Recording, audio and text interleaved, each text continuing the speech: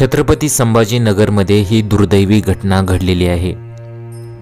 छत्रपती संभाजीनगरच्या आडूळ बुद्रुक येथील कृष्णा विठ्ठल फणसे यांची राजापूर शिवारात शेती आहे। त्यांच्या स्वतःच्या शेतात आज मंगळवारी कृष्णा फणसे यांची पत्नी वर्षा फणसे आणि त्यांची 2 मुले प्रणव आणि जय असे 3 जण सकाळी गेले होते।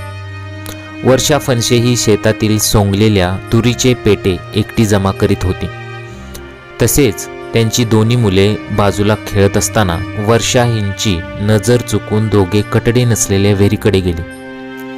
तिथे खेळत असताना त्यांचा तोल जाऊन 6 वर्षीय प्रणव आणि 9 वर्षीय जय या 2 भावंडांचा पाण्यात बुडून मृत्यू झाला।